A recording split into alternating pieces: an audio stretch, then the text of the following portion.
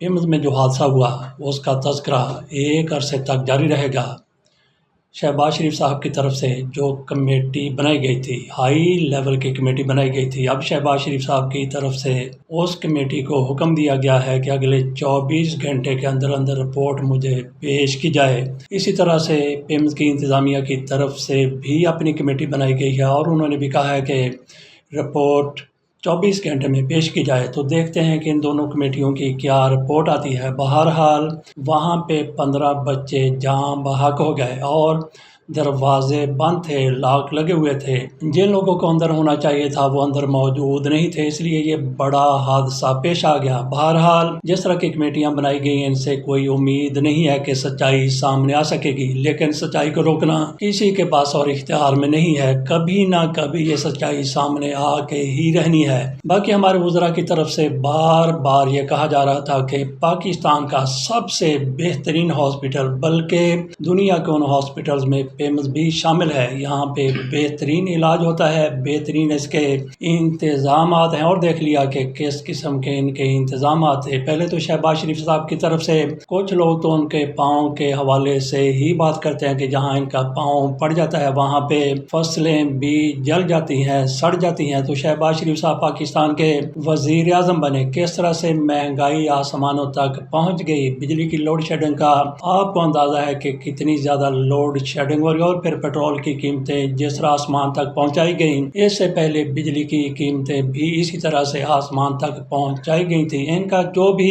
معاملہ دیکھ لیں، جو بھی اقدام دیکھ لیں، وہ پاکستان کو بربادی اور تباہی کی طرف ہی لے جاتا ہوا نظر آ رہا ہے۔ اسی طرح پیمز کے حوالے سے جو ان کی کمیٹی قائم کی گئی ہے، اس پر بھی لوگ اعتبار کرنے کے لیے تیار نہیں ہیں۔ حامد میر جیسے اینکر بھی کہتے ہیں کہ ایسی کمیٹیاں معاملات کو دبانے کے لیے، معاملات کو پس سے پش ڈالنے کے لیے بنائی جاتی ہیں اور ان کا کبھی نتیجہ سامنے نہیں آتا۔ عمران خان کو بھی چند روز قبل اسی ہاسپٹل میں حکومت کی طرف سے، شہباز شریف صاحب کی حکومت کی طرف سے عدالت کو دھوکہ دیتے ہوئے لے جایا گیا تھا۔ عدالت کی طرف سے حکم دیا گیا تھا کہ عمران خان کا علاج کرنے کے لیے ان کو شفا انٹرنیشنل منتقل کیا جائے، لیکن شفا انٹرنیشنل لے جانے کے بجائے جب اوپر سے پریشر پڑا، اس اوپر سے نہیں بلکہ میاں نواز شریف کی طرف سے اور مبینہ طور پر مریم نواز شریف صاحبہ کی طرف سے، جن کے لیے عمران خان کا وجود ناقابل برداشت ہو چکا ہے، تو ان کے کہنے پر عمران خان کو شفا انٹرنیشنل منتقل نہیں کیا گیا، بلکہ دھوکے سے ان کو بتائے بغیر، ان کی بہن بھی ان کے ساتھ تھی عظمیٰ خان، ان کو بھی نہیں بتایا گیا، ان کو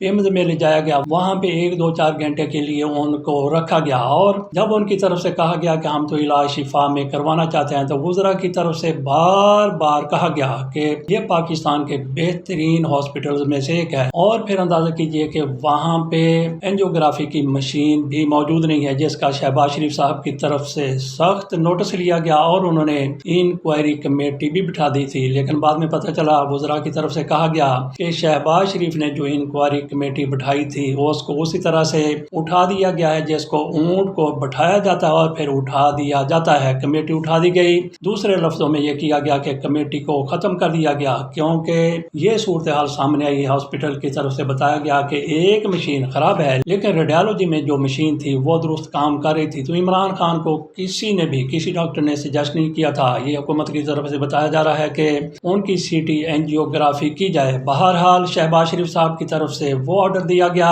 اس کو واپس لے لیا گیا، اب نئی انکوائری کمیٹی ان کی طرف سے بٹھائی گئی ہے، اور سہیل آفریدی کی طرف سے کہا گیا ہے کہ انہوں نے جس طرح کے انتظامات کیے ہیں۔ سہیل آفریدی کیا کہتے ہیں کہ پیمز میں جس طرح سے عمران خان کو لایا گیا، لگتا ہے کہ عمران خان کو مارنے کی یہ سازش تھی۔ ذرا سنیے سہیل آفریدی نے کیا کہا، اور خواجہ آصف صاحب کی طرف سے اپنے ٹویٹر اکاؤنٹ پر اس کو باقاعدہ ٹویٹ بھی کیا گیا ہے۔ سہیل آفریدی کی طرف سے سنیے کیا کہا گیا کہ عمران خان کو کس طرح سے وہاں پہ لے جایا گیا۔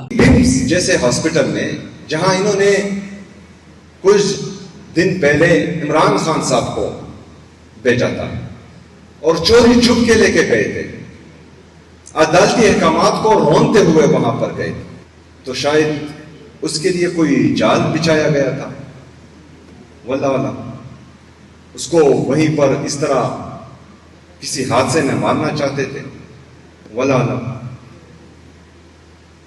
یہ آپ کے سامنے رکھ دیا کہ سہیل آفریدی اس حوالے سے کیا کہتے ہیں۔ عمران خان کو جس طرح سے سپریم کورٹ کی طرف سے آرڈر دیا گیا تھا، حکم دیا گیا تھا کہ عمران خان کو علاج کے لیے شفا انٹرنیشنل منتقل کیا جائے، لیکن وہاں پہ عمران خان کو منتقل نہیں کیا گیا اور حکومت کی طرف سے یہ واضح کیا گیا، بار بار کہا گیا کہ سپریم کورٹ کی طرف سے ہمیں جو حکم دیا گیا تھا ہم نے اس کو مانا، اس کو کمپلائی کیا، اس پر عمل کر دیا۔ کیسے عمل کر دیا؟ کہا تو گیا تھا کہ شفا انٹرنیشنل عمران خان کو لے جایا جائے، لیکن یہ پیمز لے گئے تو ان کی طرف سے اپنے طور پر کہہ دیا گیا تھا کہ سرکاری ہاسپٹل کے ہوتے ہوئے پرائیویٹ ہاسپٹل میں عمران خان کو نہیں لے جایا جا سکتا، اور ساتھ ہی ان کی طرف سے نظر ثانی کی درخواست بھی دائر کر دی گئی تھی، اس پر ابھی کوئی فیصلہ نہیں ہوا تھا بلکہ سماعت کے لیے بھی مقرر نہیں کی گئی تھی۔ اسی دوران عمران خان کی بہن کی طرف سے توہین عدالت کی ایک درخواست دائر کی گئی، جس پر یہ کہا گیا تھا کہ فوری طور پر یہ درخواست لگائی جائے، اور رجسٹرار کی طرف سے کہا گیا کہ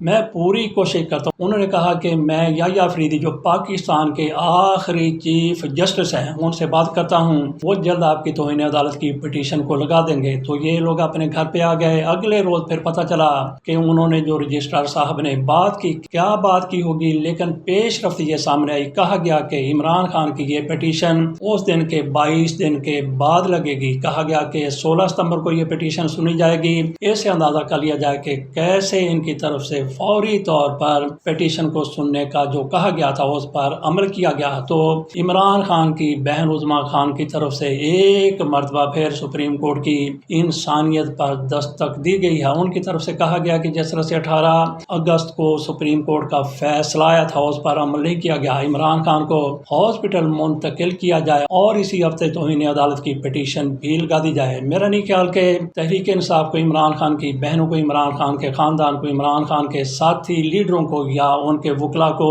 اس چیز کی جلدی ہے کہ عمران خان کی پٹیشن فوری طور پر لگائی جائے، لیکن ان کو سب سے زیادہ اس سے غرض ہے کہ عمران خان کو ہاسپٹل منتقل کیا جائے۔ جس طرح ڈاکٹر عظمیٰ کی طرف سے درخواست دی گئی تھی اس کو فوری طور پر سن لیا جاتا اور عمران خان کو شفا انٹرنیشنل منتقل کر دیا جاتا تو ان کے تحفظات دور ہو جاتے۔ بہرحال لگتا نہیں ہے کہ جس طرح سے ایک مرتبہ پھر اس خاتون کی طرف سے درخواست دی گئی ہے اس کو سپریم کورٹ کی طرف سے انٹرٹین کیا جائے گا۔ ایک موہوم سی معمولی سی امید تو ان کو ہے کہ شاید عدالت کی طرف سے ایسا کچھ کر دیا جائے، جیسا کہ کہا کہ ان لوگوں کو اتنی زیادہ اس والے سے جلدی نہیں ہے کہ پٹیشن سن لی جائے، بلکہ ان کو یہ ہے کہ عمران خان کو جتنا جلد ہو سکتا ہے علاج کے لیے ہاسپٹل منتقل کر دیا جائے، اور ہاسپٹل کا جس طرح سے سپریم کورٹ کی طرف سے سجیسٹ کیا گیا تھا وہ ہے شفا انٹرنیشنل۔ دیکھتے ہیں کہ اس حوالے سے کیا پیش رفت ہوتی ہے۔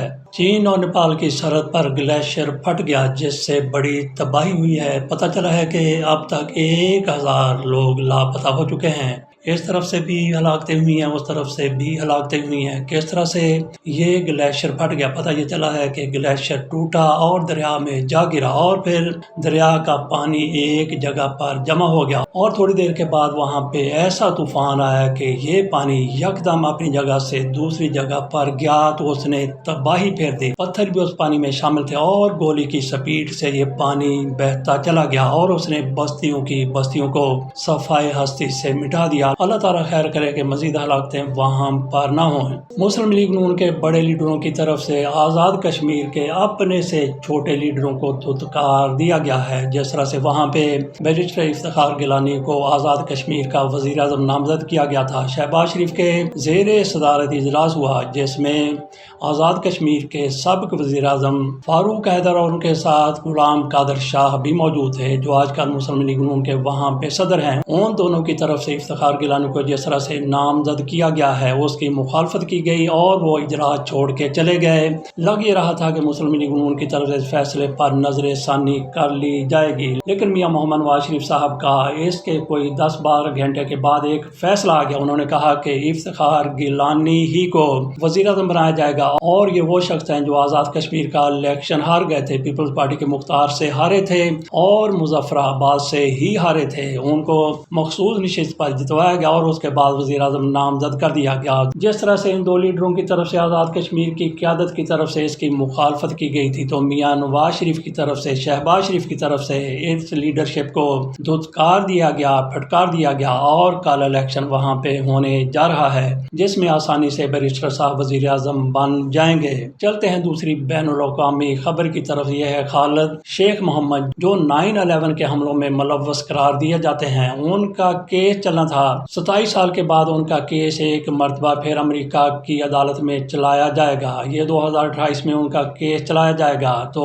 خالد شیخ محمد کا امریکی انتظامیہ کے ساتھ ایک معاہدہ ہوا تھا کہ اگر وہ اعتراف کر لیتے ہیں تو ان کی سزا ختم کر دی جائے گی، ان کو سزائے موت نہیں دی جائے گی۔ سزا ختم تو نہیں کی جائے گی لیکن سزائے موت ان کو نہیں دی جائے گی، لیکن اس معاہدے کو امریکہ کی عدالت کی طرف سے مسترد کر دیا گیا تھا۔ تو آج کل خالد شیخ محمد گوانتانامو میں قید ہیں، تو ان کا ٹرائل 2028 میں چلے گا۔ تو دیکھتے ہیں کہ ٹرائل میں کیا فیصلہ آتا ہے۔ خالد شیخ محمد ایک تو 9/11 کے حملوں میں ملوث ہیں اور ڈینیل پرل کے کیس میں بھی ان کو ملوث قرار دیا جاتا ہے۔ یہ ہماری دوسری انٹرنیشنل خبر تھی جو آپ کے سامنے رکھی ہے۔ تو اس حوالے سے دیکھتے ہیں کہ کیا پیش رفت ہوتی ہے۔ اجازت دیجیے، اللہ حافظ۔